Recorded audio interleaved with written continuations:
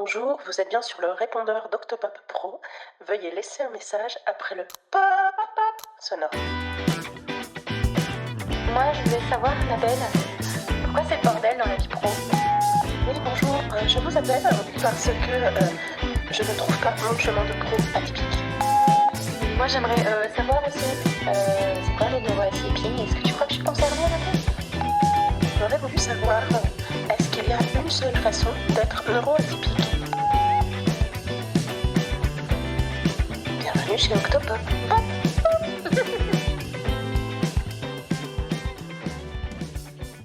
Salut Annabelle, salut Valérie. Bonjour. Salut. Bonjour. Merci d'avoir accepté notre invitation. On a pour habitude dans le podcast de ne pas présenter l'invité, comme ça tu le fais à ta manière, à ta sauce. Ouais, c'est comme... Vous voyez pas, mais on a eu des grands yeux. Et de présenter ce que tu as envie, comme tu as envie, pas forcément que sur le pro, s'il y a des choses qui comptent aussi, qui est relié, voilà, qui tu es aujourd'hui, Valérie. Aujourd'hui, je suis orthophoniste en termes de profession et passionnée par plein de choses autres. J'aime beaucoup créer, effectivement, c'était... rencontrée aussi autour de mon activité de collage. Voilà, je sculpte aussi, je fais du modelage. Et puis, tout ce qui peut venir à mes narines et à mes yeux me passionne. Voilà, donc j'adore les voyages. Voilà, j'ai également beaucoup d'interactions avec mes 4 enfants devenus adultes. Voilà, qui me passionnent tout autant, et encore plus depuis qu'ils sont adultes, d'ailleurs, qui m'apportent beaucoup, voilà, un petit peu des versions 4.0, voilà, de ce qu'on peut être nous, parfois, et voilà. Beaucoup d'enrichissement, voilà, de rencontres comme avec vous, avec plein d'autres personnes, voilà, en suivant mon intuition et voilà, en général, j'aime bien quand ça... Je sens quand ça passe immédiatement, donc voilà. Après, j'ai pas non plus énormément de contacts, voilà, autres. Au feeling, en fait. C'est chemin, ça, exactement. Au fil de l'eau, au fil de la vie, quoi. Ouais.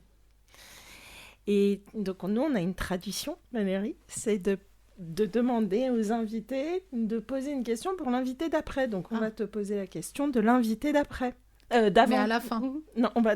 voilà. Mais là, on va du coup te poser... Voilà, ça commence... Au début, tu me poses la question de l'invité d'avant, et moi, à la fin, je te poserai la question de l'invité d'après. Donc, l'invité d'avant voulait te poser cette question. Si tu avais une baguette magique, que changerais-tu dans le monde ? Bon, alors là, je vais faire tout à fait Miss Loire-Atlantique. J'aimerais plus de paix et de tolérance, mais vraiment la paix actuellement, je pense qu'on ne peut pas rêver plus que ça. Ouais. C'est-à-dire de cette infinie, perpétuelle bataille pour des territoires, pour des emprises de gens sur les autres, quoi. Enfin, vraiment, je crois que ma baguette magique, ce serait vraiment, mais rester un peu chacun chez vous à cultiver votre jardin. Déjà, profiter de vos richesses humaines et terrestres. Voilà, respecter les frontières. Et voilà, moi, je crois que vraiment, c'est avant toute chose, vraiment plus de paix. Voilà, donc ça fait très Miss Monde, mais non, c'est beau ce que tu dis, beau, c'est s'explorer pour être bien à l'intérieur de soi et donc du coup vouloir aussi que l'amour se répande finalement. Mais c'est ça, mais surtout cette soif de conquête, toujours d'aller conquérir, c'est une espèce de soif de maîtrise de l'autre, de le modeler à sa façon, ça c'est vraiment l'antithèse de tout ce que je suis, quoi, vraiment. Modeler à sa façon, j'aime bien. Parce que modeler les autres, tu vois. C'est finalement tout ce dont on a eu l'habitude, depuis toujours. Peut-être. Il faut qu'on rentre dans un moule, à la crèche, à l'école, au boulot, en amitié aussi parfois, en amour. Rentrer dans une case et puis si on en sort un petit peu et peut-être qu'on se dit aussi dans nos têtes, je suis pas normale. C'est alors ça. qu'il n'y a pas une normalité. C'est ça qui est incroyable. Et puis, de toute façon, la normalité, c'est quelque chose de subjectif. Un jour, quelqu'un a dit que... Mais qui Mais qui et pourquoi? Non, mais c'est Mais vrai. quand tu le mets à l'échelle des peuples aussi, Oui. voilà, cette intolérance qui monte de plus en plus, je trouve, au fur et à mesure finalement qu'une certaine liberté se déploie. C'est vrai qu'il y a toujours cette crainte qui a fait chavirer les empires, en fait, effectivement, de ce qu'on dit de débauche, etc. Et entre la liberté et, je dirais, le fait de faire péricliter certaines valeurs, c'est vrai qu'après, il faut trouver un équilibre. Mais je veux dire, il n'y a pas de contrainte par la violence, voilà, et par la guerre. Et ça, c'est... Oui, on pour est un moi, petit peu loin. Ce martyre des peuples, quel qu'il soit, c'est intolérable actuellement. Et ça, tu le vois... Pardon, je t'ai coupé. Non, vas-y. Cette intolérance, tu le vois un petit peu en termes de vibration, tu le vois un petit peu aux personnes qui viennent te voir au cabinet? On le pas voit spécialement. Pas trop, je le vois plus dans l'angoisse des enfants. Mais c'est pas vraiment là pour le coup lié à l'intolérance ou autre, mais je pense que c'est une ambiance globale. Alors peut-être, alors là je vais faire un peu, après avoir fait Miss Monde, l'histoire atlantique, je vais faire un petit peu, peut-être un peu réac, mais c'est vrai que les valeurs de base qui sécurisent les enfants sont vraiment à reprendre dans les familles. C'est quoi pour quelles toi, qu'elles soient du les coup, familles, valeurs de base? Cette sécurité. Je trouve que les enfants aujourd'hui, moi ce que je vois dans mon cabinet, en tout cas avec mes patients, c'est une insécurité, je trouve. Émotionnelle? Émotionnelle et même physique pour certains. Oui. En discutant avec des amies psychomotriciennes, par exemple, ou qui sont dans d'autres domaines, même dans la kinésithérapie, sur tout ce qui va être le corps. À la fois, il y a toute cette... tout ce dont on parle et dont on ne parlait pas moi quand j'étais plus jeune, du respect du corps, de la distance, etc.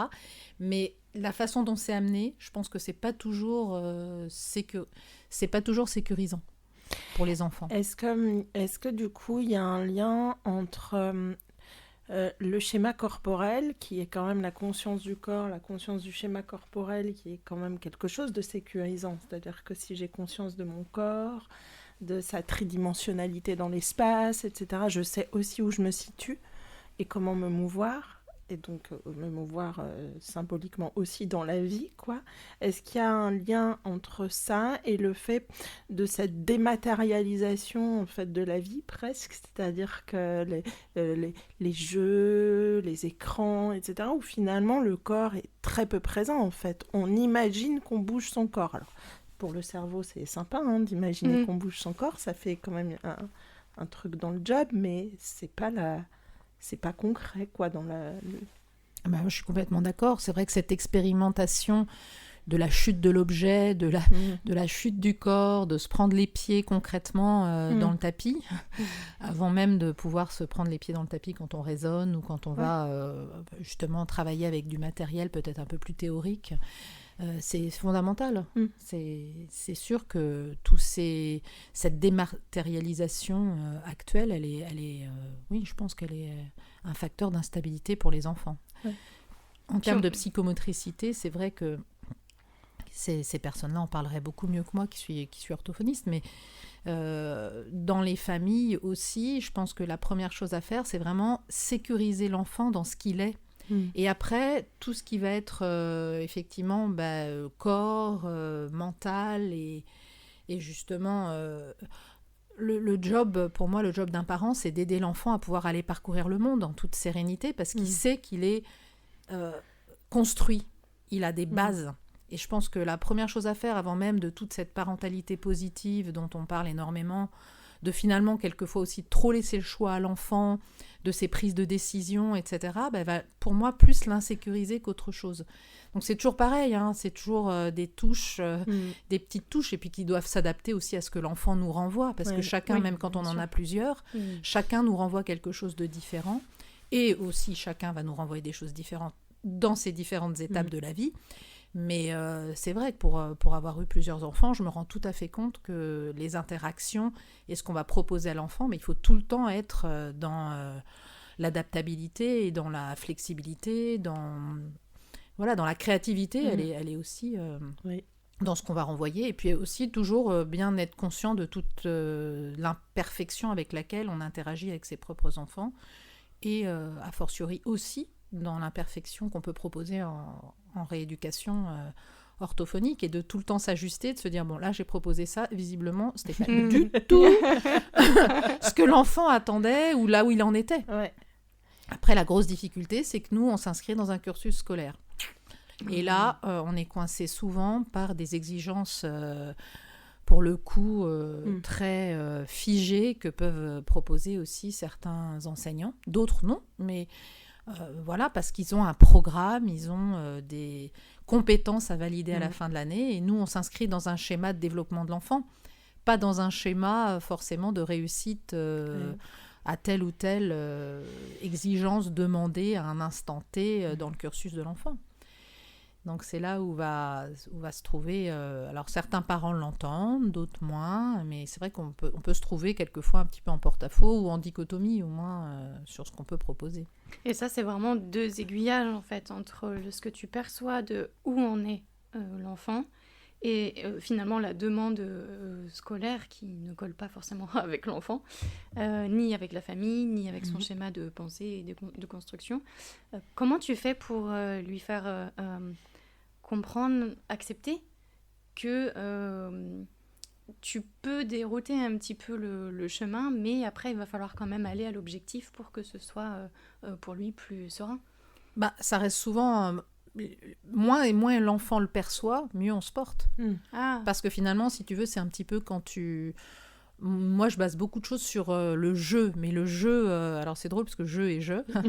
Le jeu et le jeu, justement, c'est très intéressant parce que c'est vraiment l'autonomie de penser, c'est-à-dire devenir un petit être pensant autonome.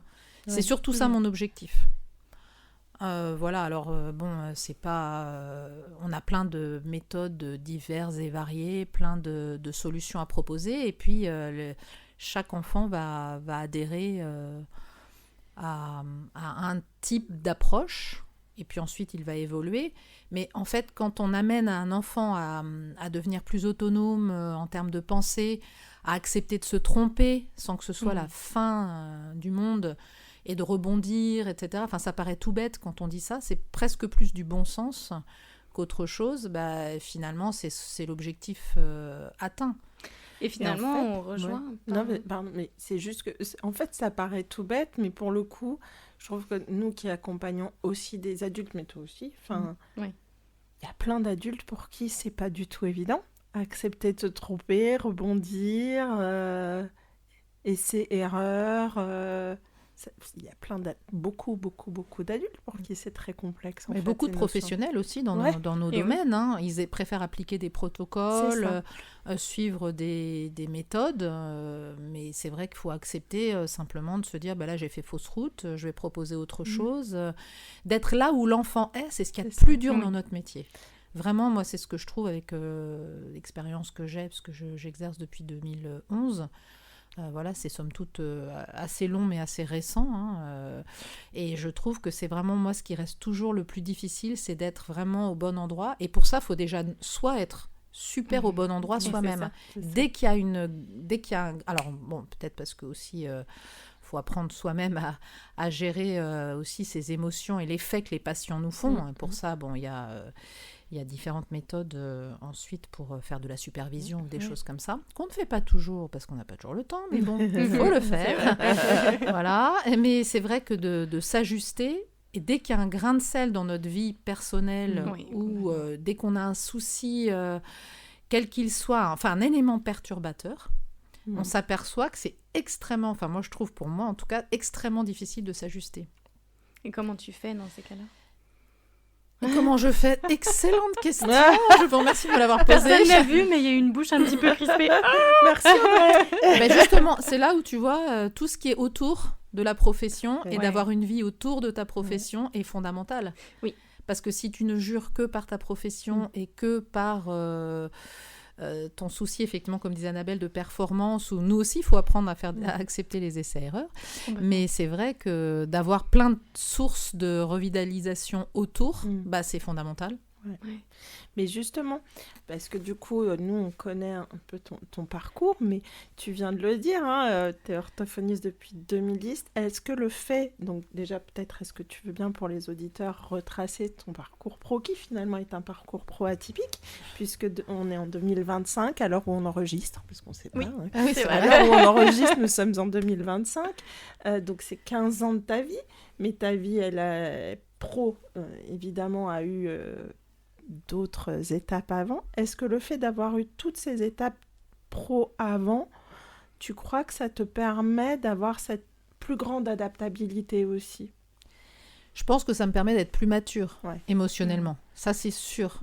Mon parcours, en fait, il est atypique. Enfin, oui, j'ai commencé par faire une école de commerce, en fait. Une grande école de commerce. Voilà, non, mais en fait, c'est un non-choix. Enfin, c'était un choix plus... ce qui m'a plu, c'était les matières qui étaient traitées dans la prépa. Enfin, moi, je vivais dans une petite ville de province, c'est vrai. Et à l'époque, on se plaint toujours aujourd'hui en disant « Oh là là, c'est difficile, etc. » pour les jeunes et tout. D'un autre côté, c'est hyper ouvert. Moi, à mon époque, parce qu'il faut dire son âge, je suis née en 1968, comme ça les gens calculent. Ça laisse les gens calculer. Non, mais c'est pour dire, non, mais c'est vrai qu'à l'époque, on remplissait encore des fiches roses. Au moment du bac, bah oui, Audrey ne sait pas ce que c'est pour faire les choix. C'est-à-dire que le Parcoursup, tout le monde s'en plaint, etc. Encore, moi aussi. Ouais, toi aussi. Moi aussi, sur papier, choix 1, choix 2, choix 3. Ouais, mais si tu veux, à l'époque, c'était extrêmement cloisonné. Quand tu étais bonne élève, tu avais la filière C obligatoire avec les maths. Enfin bon, bref, on va pas refaire le monde des vieux qui se plaignent. Mais c'est pour dire qu'à l'époque, moi, j'étais hyper intéressée par plein de choses. J'aurais pu effectivement faire complètement autre chose, mais ce qui me paraissait le plus généraliste, avec de l'histoire, de la géo, un peu de sciences, etc., à l'époque, je me suis coltiné une prépa HEC, à l'époque ça s'appelait comme ça. Bref, tout ça pour dire que j'ai abouti dans cette école de commerce, où j'ai passé 3 ans super, parce qu'il y avait des associations étudiantes qui permettaient de faire... plein de choses, sauf des études concrètes et compliquées. C'est pour ça que tu as été là-bas. Et puis que le commerce et le marketing, à l'époque, c'était surtout du bon sens. Bon, maintenant, c'est beaucoup de réseaux sociaux, etc. Et heureusement que je n'y suis plus. Mais ça m'a plu, c'était chouette et tout. Mais je savais, en mettant le premier orteil dans cette école, que je n'étais pas sûre que ce soit le choix idéal pour moi. Mais je n'avais pas d'autres alternatives. Je pense que ça m'a aidé aussi à mûrir. Et mon premier job, qui était dans la presse, c'était juste une école de commerce qui continuait tout en étant payée, parce que c'était une ambiance géniale. J'ai travaillé dans la pub dans les années 90.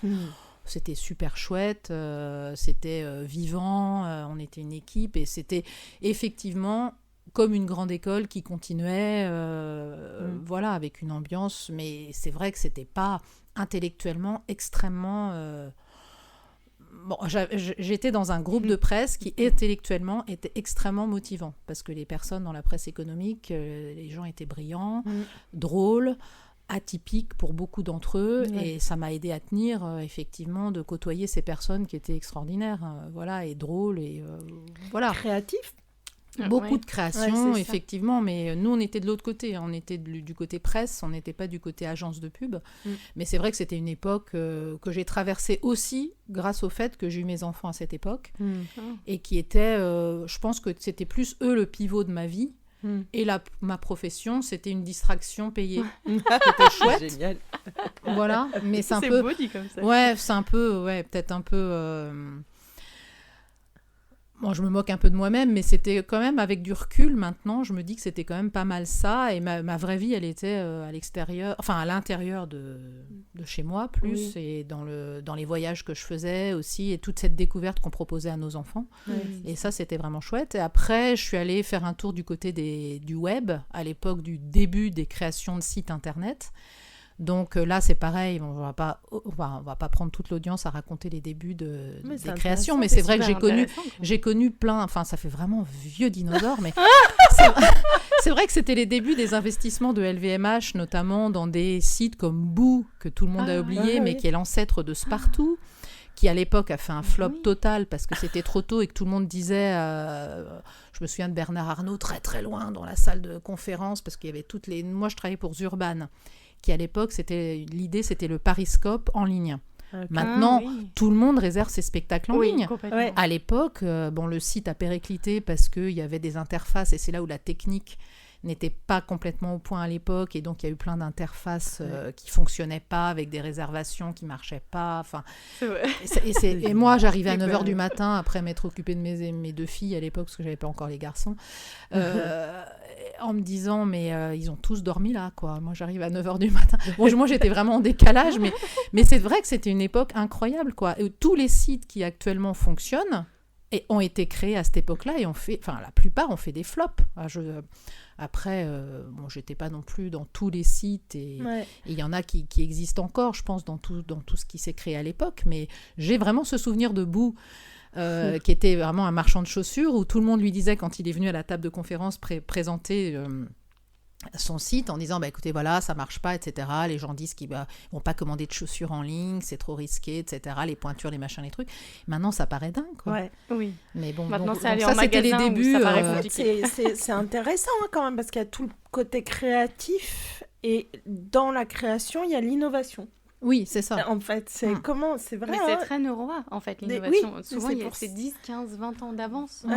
Mais c'est vrai qu'ils ont eu regardez des comme idées des dingues ovnis, à en l'époque. fait. Ouais. Exactement. C'est ça. Ouais.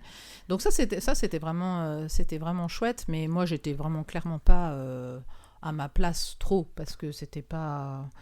Voilà, après, je me souviens plus trop de ce que j'ai fait, mais voilà, après, ma famille a augmenté aussi, j'ai commencé la sculpture, je me suis concrètement mis à autre chose un peu, tout en me disant que, quand je reprendrai...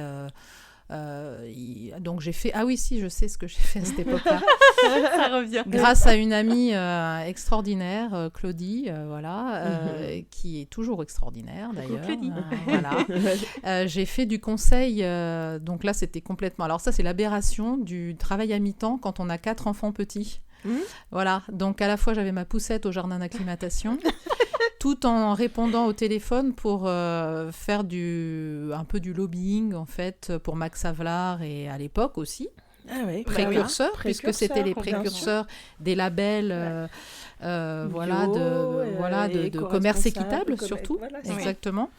Et là, j'ai expérimenté le fait que je ne serai jamais conseil. Parce que en fait, ça ne me va pas du tout de ne pas être dans l'équipe. C'est-à-dire qu'on arrive... On essaye de maximiser l'organisation, on est dedans sans être dedans, un pied dedans, un pied dehors. C'est pas pour moi. Okay. Il y a plein de personnes, je pense, à qui ça correspond. Moi, pas du tout. Donc ça c'est un peu tari. Et puis ça a correspondu au moment où on a quitté Paris en fait pour des projets professionnels. Autres, puis une envie de vivre en dehors de Paris avec des enfants petits et de retourner vers l'Ouest. Voilà, et là je me suis dit, si je recommence sérieusement une activité, il va falloir que sérieusement ça me plaise. Donc j'ai sérieusement tout de suite signé, sans réfléchir, comme souvent, un job dans le conseil, alors que je venais d'expérimenter que ça ne m'allait pas. Et sur le parking, je me suis dit, là c'est complètement débile. Voilà. Qu'as-tu fait ? Voilà, donc en fait, j'ai jamais commencé ce travail. Parce que c'était juste pas possible. Ça s'est arrêté sur le parking. Ça s'est arrêté sur le parking, et en plus de ça... Elle a brûlé le contrat devant la fenêtre. Voilà, et là, très prétentieuse comme je suis, comme je peux paraître, je me suis dit, en plus, je ne peux pas travailler pour cette personne, la personne qui me recrutait. Je l'estimais pas du tout, et j'ai vraiment besoin d'admirer les gens pour travailler pour eux, ou avec eux. C'est un élément hyper important. Voilà, ça, c'est un défaut ou une qualité, je ne sais pas. En tout cas, c'est une particularité. C'est des valeurs, après. Et qu'on voilà. retrouve souvent chez les neurones, il faut s'entendre, il faut qu'il y ait un truc qui il faut match, qu'il se passe quelque chose. Et là, je me suis dit, mais ça ne va pas être possible. Juste, et puis me lever à 6h du mat pour aller bosser à Brest, conseiller une entreprise, alors que j'ai aucune expérience dans la laiterie. Et je me suis dit, mais c'est aberrant, quoi. Et laisser mes 4 enfants, qui, en plus, sont 4, évidemment, gens extraordinaires. Non, mais voilà, je me suis dit, il y a un non-sens clair et net. Et puis après, alors là, je vais faire le scribe. Tu sais, vous savez, le scribe dans Astérix aux Jeux Olympiques, c'est ça ? Non, Astérix et Cléopâtre. Et Cléopâtre. Voilà, c'est une affaire de rencontre. C'est toujours une mais affaire c'est tellement de vrai. Je suis allée à l'hôpital faire opérer un de mes garçons. à 6h du mat, pour le coup, comme quoi je suis capable de me lever très tôt. Et là, par le plus grand des hasards, je me suis retrouvée dans une chambre d'hôpital, avec une autre maman qui est médecin et qui faisait opérer son fils de la même chose. Voilà, et qui se retrouvait à être une maman d'école que je n'avais jamais croisée, parce qu'on avait chacune nos occupations, surtout elle à l'époque. Et donc, et en fait, on était, je pense, stressés par les opérations. Enfin bref, on n'a fait que discuter pendant tout le temps où nos enfants sont partis tous les deux petits gars. Au bleu. Et on a discuté. Elle me dit, mais t'as jamais pensé à devenir orthophoniste ? Parce que finalement, c'est un métier qui à la fois allie la communication, la créativité. Il faut être hyper créatif. Moi, je crée énormément de jeux avec les enfants. On fabrique des choses. Donc, il y a un côté manuel aussi quand on fabrique concrètement des cartes, des jeux, etc. Elle me dit, mais il faut que je te fasse rencontrer une amie orthophoniste et une autre amie qui... Parce que j'ai dit, mais moi, c'est pas du tout ma formation. Elle me dit, mais tu peux très bien... À l'époque, il y avait un concours. Et donc, maintenant, c'est Parcoursup. Je pense que c'est plus compliqué peut-être de le refaire en seconde. Initiale. Voilà, en seconde formation ou troisième formation. Enfin, peut-être pas, mais je pense que le recrutement actuel des orthophonistes, mais ça sera un autre débat, je le déplore, est beaucoup trop scolaire. Oui. À l'époque, l'avantage du concours, ce que disait Napoléon quand il a créé tous les concours, n'est-ce pas, c'est qu'il y a un côté à la fois injuste, mais égalitaire aussi, de faire table rase de tout ce qu'on a pu faire avant. Et quand on n'est pas scolaire, comme moi, je ne m'estime pas avoir été spécialement très moule scolaire, bon, même si je m'y suis mise contrainte et forcée, c'est vrai que d'avoir un concours, ça remet tous les niveaux à zéro. Et que finalement, dans ma promo d'orthophonistes, on était quand même 7 recyclés, adultes, entre guillemets, plus âgés que les autres. Aujourd'hui, on dit reconversion pro. Reconversion pro, voilà. Et puis, il y avait également à peu près 5 ou 6 personnes qui n'étaient pas complètement recyclées, reconversion pro, mais qui arrivaient de la fac, de parcours complètement divers, d'avoir fait de la linguistique pendant plusieurs années, ou bien des langues étrangères, et qui finalement se retrouvaient là. Et ça faisait un melting pot dans cette promo qui était très, très positive. Il y avait la plus jeune qui était... effectivement très neuroatypique et très intéressante, qui avait passé le concours, qui avait 16 ans ou 17 ans, jusqu'à... moi, j'étais la plus âgée, je crois, à l'époque. Je ne sais plus trop quel âge j'avais, dans les 35, 38 ans peut-être. Voilà, et donc, et c'est vrai que d'avoir rencontré les personnes sur les conseils de cette femme que j'avais rencontrée à l'hôpital, en fait, d'avoir rencontré une orthophoniste qui m'a parlé de son métier, une autre qui avait repris des études après avoir été juriste. Donc, d'avoir rencontré ces personnes, et je me suis dit, mais oui, mais c'est vrai que ce métier a l'air super. Et en plus... Et c'est possible. Le numéro 1 de tout que je n'ai pas dit, c'est que c'est un métier humainement utile pour moi qui avait besoin... à ce moment-là de ma vie, de me dire, bon, si je reprends le boulot, c'est vraiment pour avoir quelque chose où j'ai l'impression d'avoir un métier humainement utile. Et donc là, tu es en train de dire que ton métier, là, aujourd'hui, qui te tient à cœur et qui a du sens, ça s'est fait sur 2 ou 3 heures de discussion. Tiens, est-ce que tu serais pas orthophoniste ? Et bam ! C'est dingue, hein ? C'est pour ça que je te dis que j'ai fait le scribe. C'est une affaire de rencontre.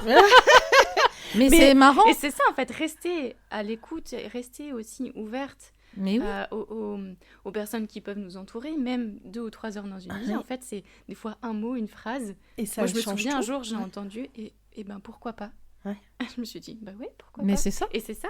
Mais c'est exactement ça. Alors après, effectivement, économiquement, c'est facile à dire. Moi, j'avais effectivement eu la chance d'avoir été virée d'un boulot et d'avoir gagné des sous parce que c'était un licenciement abusif au retour de congé maternité que la DRH de l'époque, que la DRH de l'époque avait pas réfléchi que normalement elle était censée me reproposer quelque chose. Enfin bon, donc c'est vrai que financièrement on peut parler de ça quand même aussi. C'est vrai. Il n'y a pas que la passion.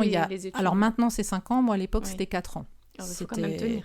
Mais voilà, et quand tu partages le fonctionnement d'un foyer, tu peux pas non plus dire à l'autre ciao, je vais faire mes études d'orthophonie, débrouille-toi. C'est quand même quelque chose qu'on doit penser. Et moi j'ai pris la décision assez seule, puisque je l'ai annoncé à mon mari un soir. Salut.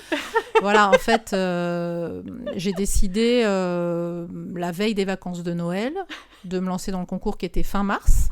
Wow. Voilà, et en fait, j'avais déjà, avant de lui annoncer, réfléchi que je pouvais assumer toute ma part et que ça ne mettait pas lui C'était pas un dans coup de une tête, en difficulté. C'était Ouais. pas un coup de tête Bien sûr. financièrement dommageable aussi pour l'équilibre de la famille. Parce que ce que je voulais, c'est que les enfants continuent à vivre leur vie, que lui puisse ne pas avoir une pression Ouais. supplémentaire, déjà qu'il en a pas mal. Voilà, donc l'idée étant de s'assumer toujours seul. Bon, ça c'est peut-être le côté aussi enfant unique où on compte sur soi-même d'abord Oui, et ça, avant oui, tout. ça joue. Voilà, bon ça c'est de la psychologie un peu de comptoir, mais bon.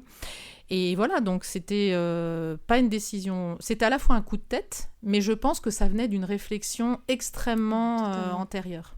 Oui, puis il y a quand même, en vrai, il y a une logique. Il y a un parcours, il y a toute une évolution, il y a, enfin, des valeurs, des intérêts qui se retransposent après. Oui, et puis je pense que cette maturité que j'avais à cette époque pour ensuite assumer des prises en charge de patients, parce qu'on le voit assez vite en stage, c'est une formation qui est très sympa parce que c'est très alternant, même si on n'est pas payé pendant nos stages, c'est pas une alternance, bien que ça pourrait se réfléchir. Mais les orthophonistes libérales n'ont pas les moyens de rémunérer. On n'est pas des entreprises, donc on n'a pas les moyens de rémunérer nos stagiaires, malheureusement. C'est plus un service qu'on rend en tant qu'orthophoniste quand on prend quelqu'un en stage. Et moi, j'en ai bénéficié, donc maintenant, j'essaye de le rendre le plus possible. Ou en accueillant aussi des néo-diplômés, parce que c'est important de leur donner leur première chance. Mais c'est vrai que c'est une formation où on est très vite au contact du patient et on se rend compte effectivement qu'il faut une sacrée maturité. Et moi, j'admire tellement les jeunes orthophonistes qui sortent de leur diplôme, allez, on va dire à 24, 25 ans, ou même 24 ans, ou même plus jeunes pour certaines, et qui déjà assument des prises en charge, qui sont solides, qui sont chouettes avec les patients. Et moi, je suis hyper admirative, parce que je ne sais pas si à cet âge-là, j'aurais été capable de le faire. Donc c'est vraiment chouette, parce que moi je l'ai fait avec ma maturité, mon expérience aussi de parent aussi. Donc voilà. Mais c'est un chouette métier. Est-ce que je peux rebondir sur deux choses? Tu voulais pas être dans le conseil, t'es encore un petit peu dans le conseil. Avec les personnes que tu accueilles, les nouvelles pros, nouveaux pros, qui arrivent aussi donner sa chance, etc. Je pense qu'il n'y a pas beaucoup de gens qui acceptent de se dire ok, ça sort d'école ou ça connaît, c'est encore dans le cursus en tout cas scolaire, donc ok, je lui ouvre quand même ma porte et puis je donne ce que je peux donner.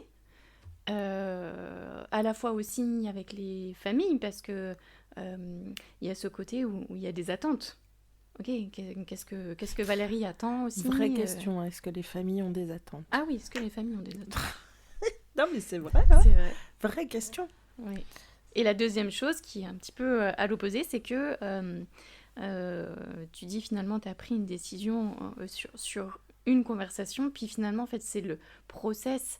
Ça faisait longtemps que c'était là. Si je reprends, c'est pour quelque chose qui me tient à cœur, quelque chose qui a du sens, quelque chose où je peux aussi intégrer ma famille, qui je suis, etc. Alors là, du coup, je le dépose pour les personnes qui nous écoutent. Profil NeuroA, on a l'impression de l'extérieur qu'on prend des décisions hyper rapides. Et en fait, non. Oui, ça c'est... Alors, pour ce qui est de la première partie, sur la partie conseil, quand on est orthophoniste, on n'est pas dans le conseil. Ok. Déjà, ça n'a rien à voir. Même avec les pros. Tu veux dire avec les jeunes qu'on accueille, elles nous apportent énormément, parce qu'elles nous apportent aussi toutes les nouveautés, certains nouveaux protocoles, même si moi j'applique aucun protocole.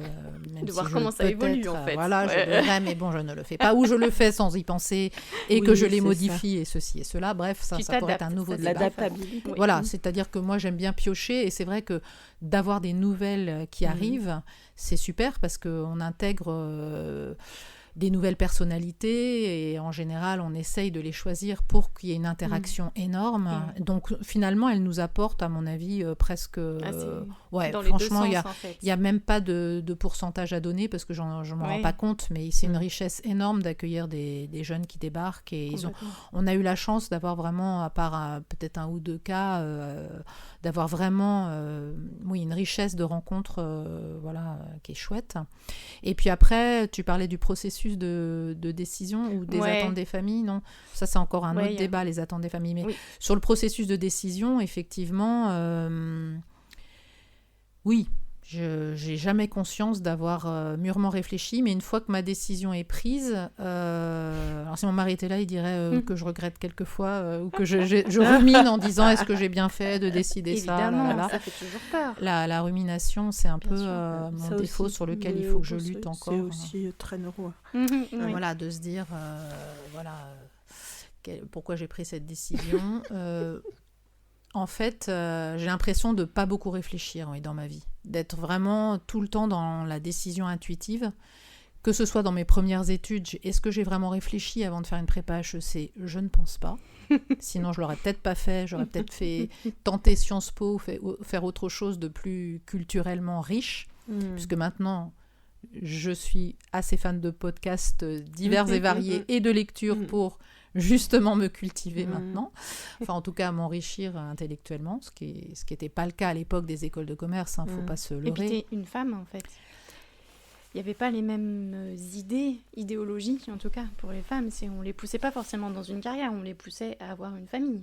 Alors pas du tout chez moi. Pas chez toi. Okay. Moi j'ai des parents qui sont très à ce niveau-là. J'ai toujours été extrêmement poussée, jamais considérée comme femme ou homme. Enfin, j'ai pas été sexuée dans mon choix. Voilà, vraiment, j'ai toujours été poussée vers l'extérieur, les voyages. Très jeune, j'ai eu cette chance d'être propulsée dans une multimodalité par ma famille aussi. Mes 2 parents sont de familles extrêmement nombreuses et extrêmement diverses et variées. Bon, pas du tout les mêmes styles de famille, mais je peux dire que dans ma famille, il y a vraiment de tout. Et cette richesse de cousinade multiples dans tous les domaines professionnels, intellectuels, entre cette tante qui écrit des livres et qui est psychanalyste, un architecte, un pépiniériste, enfin, tellement de richesse de profils. Je pense que ça m'a bien enrichi aussi. Mais mes parents m'ont toujours laissé complètement libre de mes choix. Ça, c'est rare, vraiment positif. Oui. Je suis pas sûre que ce soit si rare. Peut-être c'est rare que les personnes le reconnaissent. Parce qu'on a souvent tendance à dire ou mettre ses échecs ou ses difficultés d'adaptation sur le compte d'une famille qui nous a peut-être un peu bridés, tu vois. Et moi, alors je sais jamais trop comment ça s'appelle, c'est entre endomorphe, exomorphe, tu sais, quand on met toujours la faute sur l'autre. Moi, c'est pas du tout mon truc. Moi, c'est plutôt l'inverse. Je mets d'abord la faute sur moi. Donc, et ensuite je vois. Sur toi, endo sur toi, exo à l'extérieur. Ouais. Voilà. Et moi, je suis pas trop exomorphe, c'est-à-dire que j'assume pas mal les choses. Je me dis pas, c'est parce que mes parents ont fait ci ou ça, même si j'ai eu des parents chiants, comme on a tous, et comme nous-mêmes, on est des parents pénibles, parce que de toute façon, on reste des êtres humains. On reste imparfait, et heureusement. Ça permet de se construire dans les failles qui sont créées. Complètement. Voilà, mais tu sais, moi j'ai été élevée un peu par des parents, tu sais, comme dans la chanson de David Bowie, A Couple of Cooks, là. Des gens qui à la fois sont typiques et atypiques, enfin je pense qu'ils sont assez atypiques, mais ils sont quand même dans une... Sociétalement, eux pour le coup, ce sont peut-être mis plus de barrières conventionnelles dans leur métier. Choix non plus. Voilà, bon après je vais pas... bref, en tout cas en ce qui me concerne, moi, je me suis pas sentie obligée. Mais... j'ai jamais eu de questionnement sur le fait que j'allais... Je pense que tu sais, moi je suis née en 68 avec ces mères qui disaient qu'il fallait aussi pour les filles avoir un travail pour être libre et indépendante financièrement. Donc moi j'étais complètement dans cette mouvance, je me suis toujours taillé la route en me disant ça. En fait, on n'est jamais libre et on n'est jamais complètement indépendant. Et ça, on s'en rend compte assez vite. Ouais. Mais même si la génération d'après, parce que moi je vois mes filles... Bon, les garçons, j'ai 2 filles, 2 garçons, donc, mais c'est vrai qu'en discutant beaucoup avec les filles, elles ont une liberté supplémentaire, je pense quand même, par rapport à ma génération, qui leur confère d'autres difficultés. Oui, évidemment. Bien sûr. Il y a d'autres problématiques. Mais ça, voilà, ça c'est des discussions qu'on a au fil du temps avec la génération d'après. Moi, je trouve souvent que les filles, elles sont 2 générations après moi. C'est-à-dire qu'entre nous, il y a eu la génération de ceux qui ont les trentenaires actuels, enfin trentenaires qui deviennent quarantenaires, parce que mes filles vont bientôt devenir trentenaires. Donc maintenant, c'est plus les quarantenaires, mais il y a une génération intermédiaire qui est différente. Moi, mes filles sont nées en 96, 98, presque 2000, on va dire, les garçons 2002.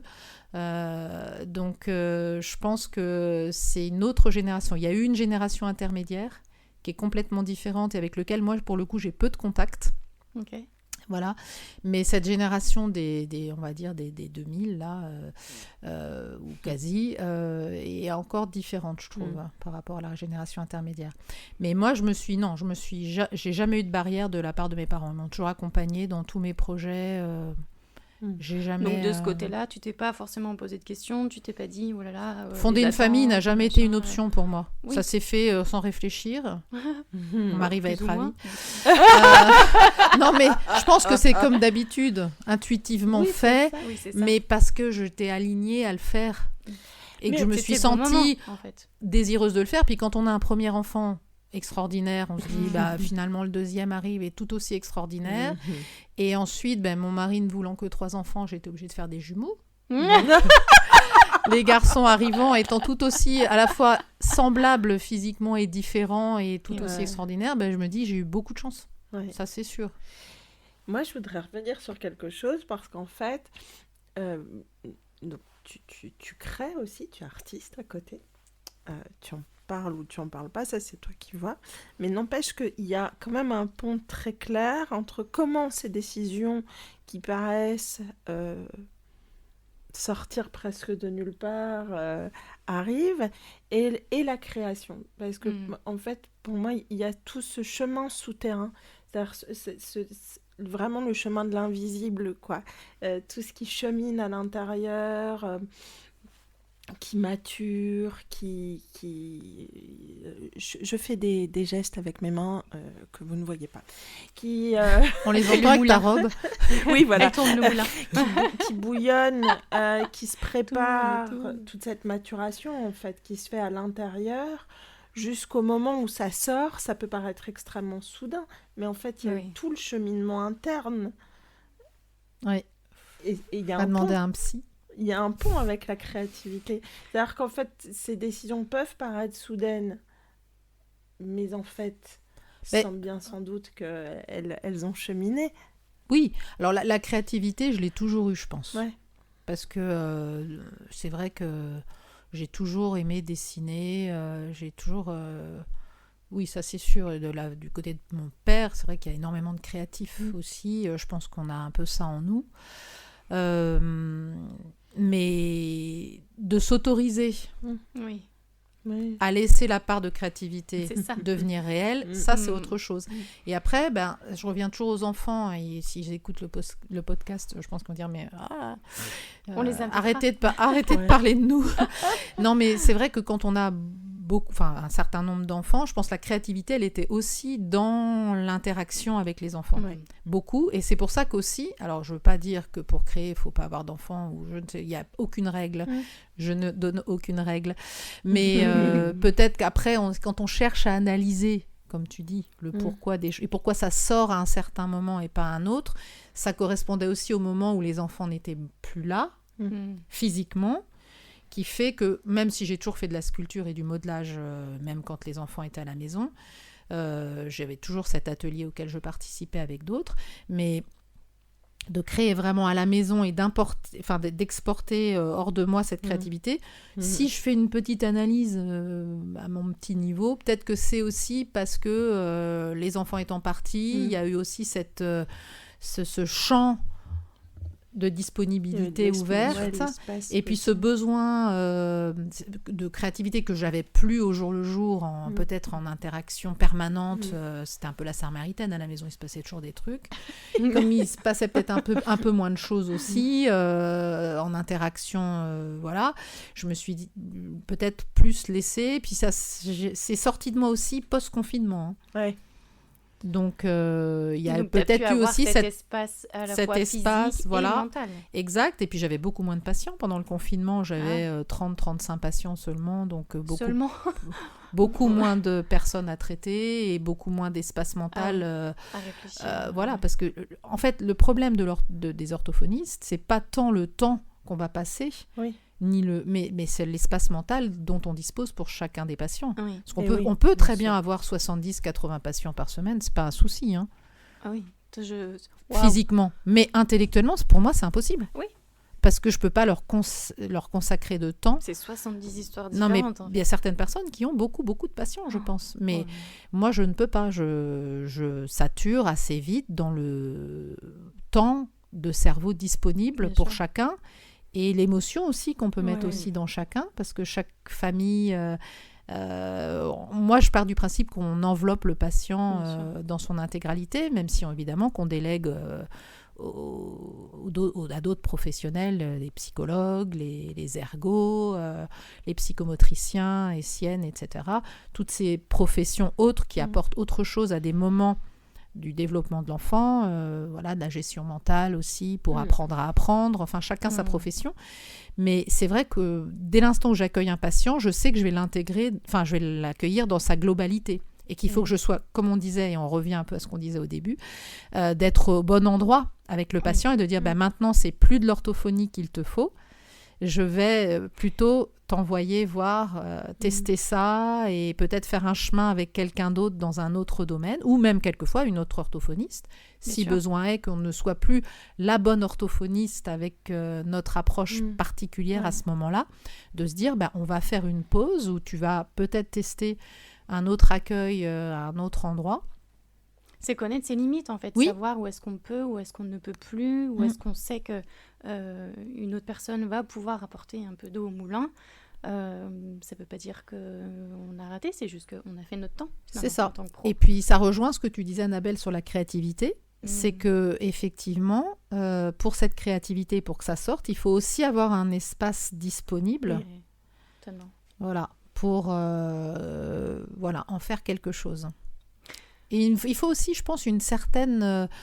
alors là, sur la créativité, ça c'est un autre débat. Et le problème, c'est que moi, j'ai un peu un niveau très très bas, même si on fait un peu de psychologie, un peu d'études de psychologie en orthophonie, ça reste quand même la base très base. Mais de se dire qu'il faut une énorme énergie de vie pour créer. Oui. Et parfois, cette énergie de vie, elle est entièrement prise par d'autres choses. Par les enfants, je reviens à eux, même si devenus adultes, ils te prennent encore une énergie de vie énorme, surtout les miens qui ont des vies assez incroyables. Voilà. Et donc, et puis l'énergie que te prennent les patients. Si tu es un peu fatigué, toute cette énergie de vie, elle va être drainée en fait.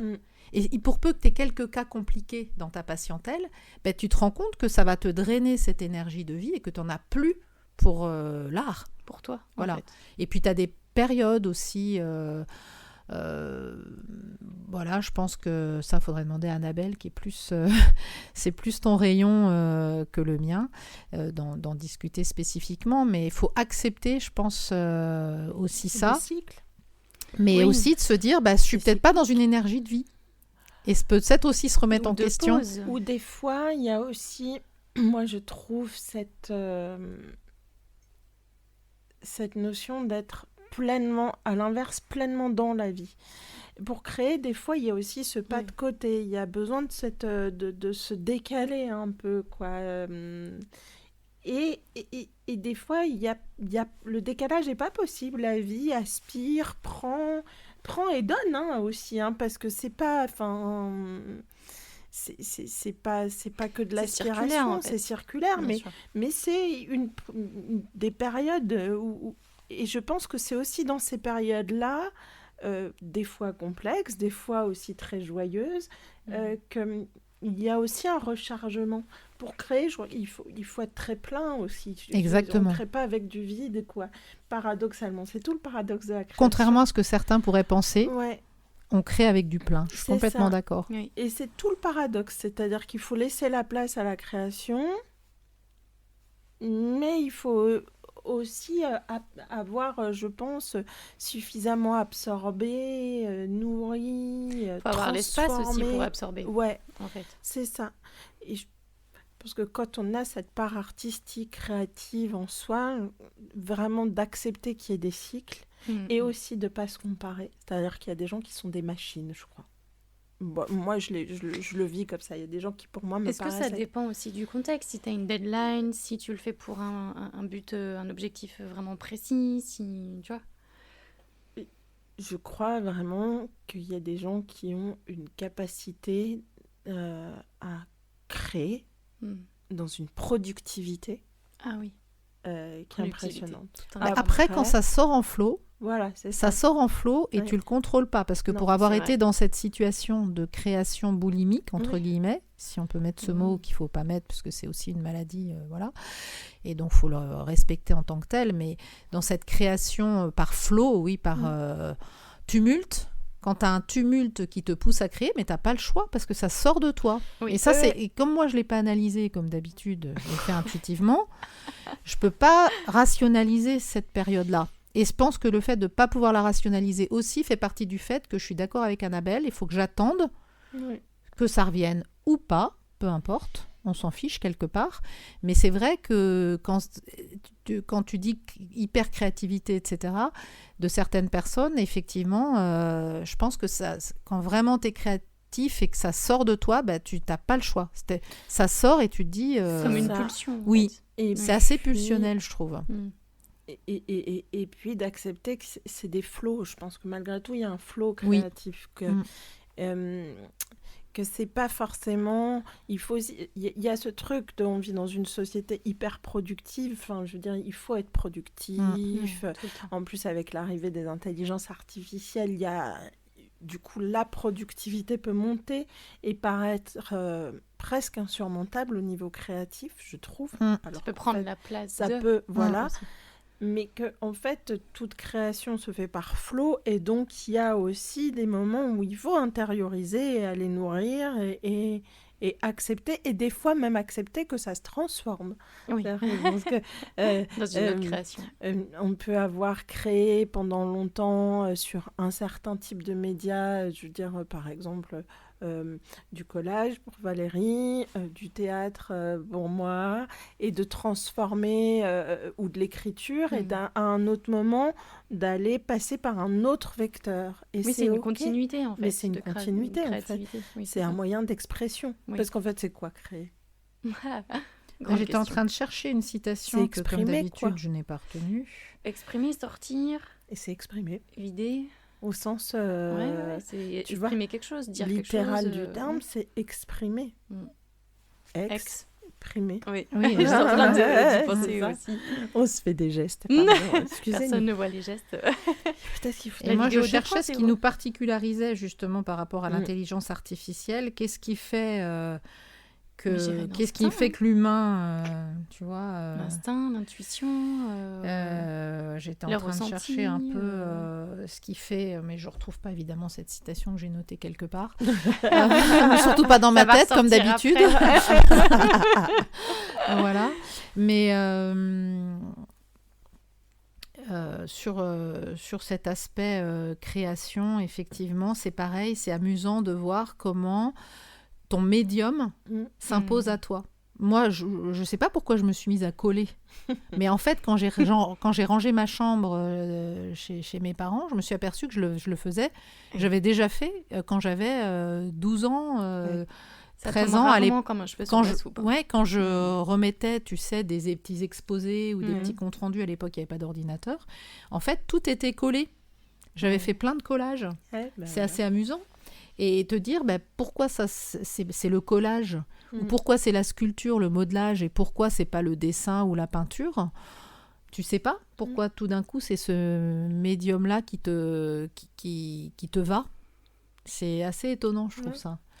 Et après, par rapport à l'intelligence artificielle et l'humain, on dit toujours que c'est la créativité qui va... prôner et qui va faire que l'humain est indétrônable par rapport à l'intelligence artificielle. Mais en fait, oui et non, parce qu'il y a plein de créativité et plein de créations qui se font maintenant avec l'IA, en fait. Mais tout se nourrit de l'un et de l'autre. C'est « Ah tiens, j'ai ça comme idée, je vais le balancer dans une IA pour voir ce que ça peut donner. » Puis ça donne d'autres idées. Et en fait, ça se cultive... Après, je ne sais pas ce que va donner la nouvelle génération avec ça. Moi, je pense que l'intérêt de l'humain, c'est qu'il est imprévisible.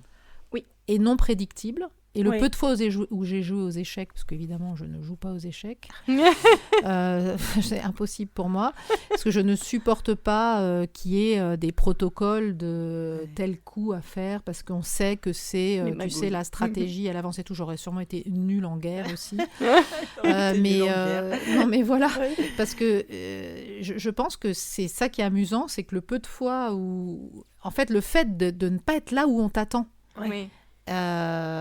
de déjouer la prédiction. Parce que finalement, l'IA, c'est quoi ? C'est un entraînement d'une intelligence hyper rapide, parce que effectivement, les calculs sont faits très, très, très, très rapidement, bien plus qu'un cerveau humain, quel qu'il soit, même le plus rapide de tous.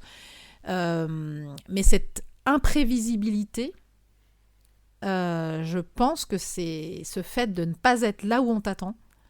Pour moi, ça reste quand même très humain. Est-ce que c'est quelque chose, personne ne le voit, mais tu es en train de sourire Ouais, quand j'aime bien quand cette tu idée parles du côté imprévisible. Ouais, j'aime bien cette idée. Est-ce que c'est quelque chose qui te nourrit, qui t'a toujours nourri ? Est-ce que c'est quelque chose même que tu recherches pour être aussi toi, personne, Valérie, à part dans ton entourage, dans ta façon de bosser, dans ta façon d'être mère, dans ta façon d'être amie ?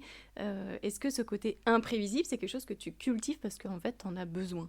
Je pense pas que je le cultive, je pense que l'effet de surprise, c'est ce qui même toi, ça te surprend. je pense que c'est ce qui ça permet de vivre en fait, de supporter la vie, les échéances, le vieillissement, le fait de se mettre tout le temps dans un décalage surprenant, je pense que c'est vraiment nécessaire. Et quand ça tourne en rond, au bout d'un moment, c'est plus possible. Il faut des choses décalées. Comment tu te déjoues du coup quand Je ça sais tourne pas. en rond ? Tu sais pas. Je pense que j'arrive au fond d'un processus extrêmement noir et que je m'en suis toujours sortie par de la résilience personnelle et que c'est ce pied au fond du trou. C'est ça qui À un moment, tu t'aide à décides de prendre, reprendre de l'oxygène, quoi. Ouais. Ou C'est alors tu te toucher laisses pour tu peux te remonter laisser d'un coup. complètement aller. Oui. Ça, je Lâcher pense que c'est prise. possible. Tu peux, voilà. Et il faut une volonté. Enfin, il faut quand même une énergie énorme pour continuer. La Tu sais, résilience c'est aussi. la résilience, c'est les processus de la désintégration positive de Dabrowski. Et pour le coup, qui dans les processus créatifs, je pense, est très juste et très vrai aussi. Très neurois. Et très neurois. Et ce balancier, tu sais, Oui. entre le non-être totalement incapable d'avancer ou de se sortir ou d'accepter l'énergie qu'il faut déployer pour vivre et continuer. Donc cette énergie extrêmement trou noir, en fait, et absorbant, de le potentialiser ensuite en hyper-énergie positive dans l'autre sens, bah, moi, j'ai toujours fonctionné comme ça, en fait. Je pense que c'est comme ça que je m'en sors depuis le début. Après... Aller toucher les extrêmes, en fait. Oui, même si trouver j'ai une vie nouvelle bien, forme. bien tranquille de bourgeoise de province, quand même, hein, faut pas se leurrer, il y a quand même ce côté élastique Oui, c'est ça. qui fait que tu tires sur les deux bouts, Oui. qui fait que tu supportes j'allais dire ta médiocrité. Ta condition. Soyons positifs. Pas ta Non, la médiocrité, mais condition humaine, ton en tout classicisme, cas, en fait, oui. finalement, d'une route qui avance, mais qui est quand même tiraillée de chaque côté. Parce que sans ces pas de côté, je pense pas que la route droite serait intéressante, en fait. C'est ça. Non, c'est chiant. Voilà. Et justement, Je pense tu que il faut des pas de côté, il faut... Et tu vois, si tu devais expliquer justement à un enfant en quoi c'est chouette de sortir des sentiers battus, peu importe comment on en sort de ces sentiers battus, qu'est-ce que tu lui dirais ? Moi, je leur dis souvent, parce que c'est souvent ça ce que je fais en orthophonie, en fait, je leur dis souvent alors, pas d'avoir des rêves, mais de se dire, mais qu'est-ce qui te plaît vraiment, toi ? Qu'est-ce que t'aimes faire ? Voilà, qu'est-ce qui te fait avancer ? Qu'est-ce qui te motive ? Et puis souvent, alors ça, je vais sûrement être très critiquée pour ça, mais j'aime bien aussi... pas m'inscrire en faux par rapport à l'éducation nationale, mais de dire tu réussiras. Alors ça, c'est une citation de mon mari, donc il faut quand même, Big up Max, le mari. que je rende hommage à mon mari, qui est « Nos enfants réussiront sans les profs ». Quand quelquefois on avait des jugements extrêmement négatifs et très lapidaires de certains profs, notamment notre deuxième fille qui avait eu un jugement hyper négatif en lui disant qu'il fallait qu'elle fasse des études courtes, alors que finalement c'est pas du tout le choix qu'elle a fait et voilà, et elle est bref, elle a suivi son chemin, mais on avait cette réflexion-là de dire tu réussiras malgré ce que les gens peuvent dire de toi. N'accepte jamais qu'on te colle une étiquette. Et même si on t'en colle une, mais c'est pas grave. Tu as une étiquette et puis 10 ans après, tu peux la décoller. C'est ça. Et dire finalement, puis accepter aussi de se dire la personne que j'étais il y a 10 ans, c'est pas forcément celle que je suis aujourd'hui. Clairement. Et c'est ça l'idée d'être orthophoniste à 40 ans ou plus. C'est de se dire c'est vrai que j'en aurais pas été capable à 23 ans. Je pense que j'en suis pratiquement sûre que j'aurais pas été capable d'être autant à l'écoute des autres, empathique, même si on n'apprend pas à être empathique, je pense qu'on l'est toujours. Oui. Peut-être quand on est enfant, on est éponge, et cette éponge devient de l'empathie après quand on arrive à le driver un peu mieux. Mais voilà, ce côté-là, je pense que j'aurais peut-être pas été. Peut-être que oui, finalement, j'en sais rien. Mais je pense qu'il faut aussi que les enfants acceptent que les personnes sont tout le temps en mouvement. Et moi, je leur dis, tu sais, ce qui est important dans la vie, c'est que tu sois tout le temps en mouvement. Il t'arrive ça à cet instant. Ok, t'es dyslexique, c'est un diagnostic qui tombe. Chez les neuroatypiques, c'est quelquefois extrêmement dur à accepter parce que ça va demander de l'entraînement et que l'entraînement, c'est pas le fort parce que c'est routinier et que quelquefois, il faut s'y remettre et refaire. Et malgré tout, de temps en temps, voilà. Mais on s'en fout. Tu vas être dans une période où tu acceptes l'entraînement. Très bien. Ça ne fera pas de toi un champion de la lecture ou de l'orthographe, parce que c'est pas le but dans la vie. Mais tu acceptes ces périodes où tu es à fond dans l'entraînement.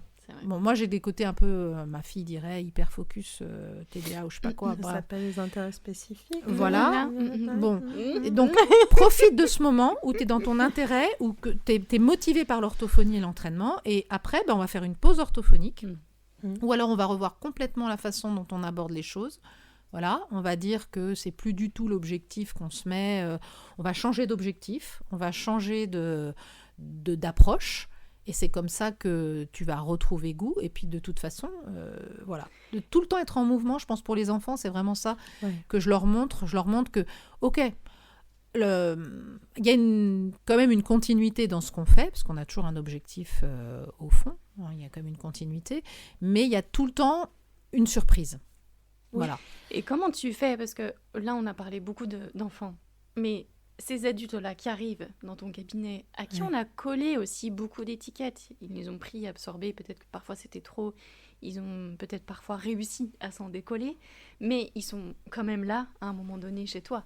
Comment tu fais avec eux? Parce que c'est pas le même process psychologique. Alors, j'ai peu d'adultes qui ne sont pas neurodégénérescents, moi. Okay. Oui. Voilà. Alors, on a quelques personnes qui ont eu des AVC et qui, là, n'ont pas d'autre choix que de reconstruire une compétence perdue ou d'essayer de la reconstruire avec plus ou moins de résultats. Donc ça, c'est encore différent. Ça, pour le coup, là, tu es obligé d'être un peu dans un moule de rééducation qui est un petit peu plus cadré par des protocoles en neuro. Oui. Et sur les patients neurodégénérescents, moi, je pars du principe que je ne vais pas venir les embêter. Qu'on est là pour... de toute façon, je suis très cash avec eux. Quand ils sont au début de la maladie, je leur dis, de toute façon, la maladie, elle est là. Et de toute façon, on ne l'éradiquera pas. Oui. On ne va pas la stopper. On va juste atténuer ses effets. On va passer des moments ensemble où on va rire, on va créer, on va faire des choses. Mais là, on ne peut pas leur faire des entraînements. Alors, bien sûr qu'on le fait, mais on se cache derrière des activités où, avant tout, il faut que quand on repart, la personne, elle ait eu sa parenthèse d'énergie vitale, et c'est pour ça que c'est lourd les adultes neurodégénérescents, parce qu'on leur donne notre énergie vitale, mais on est là pour ça, hein. Mais moi c'est comme ça que je le fais en tout cas, et je suis pas là pour leur faire des exercices, même si j'aime bien leur laisser des petites fiches à faire eux tout seuls après, qu'ils font ou qu'ils font pas, mais on n'est pas dans pour le coup une obligation à faire. Et on va pas leur dire, ah ben là, il faut travailler tel mot, on va travailler tel type de vocabulaire, parce que, voilà, vous comprenez, vous êtes en train de perdre votre... Voilà, on n'est pas là-dedans, on se met... C'est pour ça qu'on prépare... Enfin, moi, je prépare pas mes séances. Je pense que dans ma tête, je les prépare, parce que le matin, je sais qui je vais voir, et c'est pour ça que...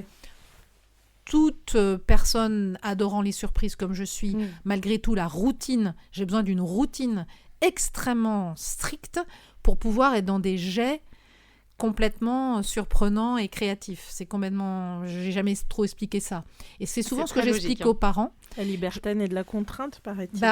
J'explique beaucoup aux parents, par exemple, avec certains petits patients, qu'il faut ne serait-ce qu'avoir une chambre avec beaucoup de boîtes extrêmement structurées. Oui. Ah, mais mon enfant, là, là. Mais je dis, mais oui, mais je vais dire un gros mot, mais le bordel organisé, voilà. Mais il faut des boîtes. Et moi, je trouve que je fonctionne énormément avec des routines très strictes dans lesquelles ensuite il va y avoir des jets de surprises dans la semaine, c'est-à-dire des moments de tchouk, tchouk, tchouk, mais il faut que ce soit basé sur le fait de voir les patients, de savoir le mardi matin si je me lève, j'ai déjà tous mes patients en tête. Ça me permet ensuite de travailler dans la surprise. Et finalement, ce qui rejoint toute la patientèle qui vient te voir, c'est la stimulation, autant la tienne que pour eux. J'espère que c'est ça, parce qu'il faut vraiment tout le temps les garder dans l'envie d'être là. Et quand je sens qu'un enfant n'a pas envie d'être là, ou qu'un adulte n'a pas envie que je sois là, quand j'arrive dans sa maison de retraite, dans son EHPAD, ça va pas, ou alors il est dans son obnubilation, je pense aux patients Alzheimer, de paranoïa, pseudo-paranoïa qui peut se développer, etc. Mais je suis là, je l'accompagne, et ça c'est la validation. Enfin, là pour le coup, il y a des techniques de Naomi Feil, etc. Voilà, d'écoute, mais je pense que oui, il faut vraiment être... Finalement, c'est la relation. Tout ce que tu voulais. Oui. C'est la relation, c'est la communication. C'est en effet inventer, donc créer. Pour le coup, pour te connaître et connaître ta pratique d'orthophonie, cette adaptabilité et cette créativité et cette joie, du coup, c'est joyeux. Oui. Et du coup... je crois, enfin en tout cas moi en tant qu'enfant, ce qui me rendait la plus malheureuse, c'était de ne pas apprendre dans la joie, parce que pour moi c'était joyeux d'apprendre, et que le cadre scolaire, etc., je le trouvais extrêmement triste. C'est clair. Et que je comprenais pas du tout pourquoi c'était comme ça. Vraiment, ça me démontait intérieurement. Je comprenais pas cette histoire de pourquoi on peut pas apprendre en chantant, en dansant, etc. Et je trouve qu'il y a cette créativité, cette joie. Enfin, on est dans la vie, quoi. Dans le mouvement de la vie. Et finalement, c'est ça. C'est ça, oui. Ouais. Avec toujours ce danger de pas non plus trop dégommer ce qui va faire leur vie de tous les jours, qui est que malgré tout, ils ont une routine scolaire. Évidemment. Dans laquelle il faut qu'ils aient cette acceptance. C'est ça. Je utilise volontairement ce mot et pas acceptation, mais cette acceptance, je ne sais pas s'il existe, mais je trouve qu'il est bien dans ce que je veux dire, de se dire, bon, ok, voilà, mais j'ai aussi une autre vie ailleurs. Oui, c'est ça. Et c'est là aussi où je responsabilise les parents, en leur disant, c'est à vous, parents, d'offrir tous ces champs des possibles, toute cette vie et cet enrichissement en dehors, pour que l'enfant accepte mieux aussi la contrainte scolaire, qui, de toute façon... Voilà, après... c'est connaître le cadre, évoluer dans le cadre et se dire, à certains moments, je peux en sortir. C'est ça. Je réponds à certaines attentes. En gros, comme ça, je suis tranquille, je me fous la paix. Et à l'extérieur, je peux faire comme j'en ai envie et ce qui me fait du bien, surtout. Ce qui fait du bien.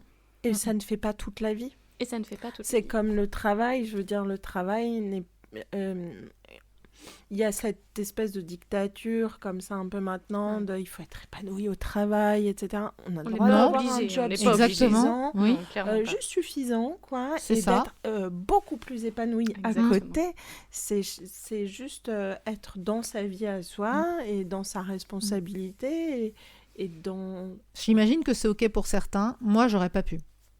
Moi, j'ai vraiment besoin d'un travail qui m'intéresse. Parce qu'on y passe tellement de temps que j'ai besoin d'être hyper intéressée par mon travail. Mais il y a des gens pour qui c'est ni intéressant ni pas intéressant, c'est juste suffisant. Oui, ça, c'est le moyen. C'est un moyen d'autre chose. C'est ça.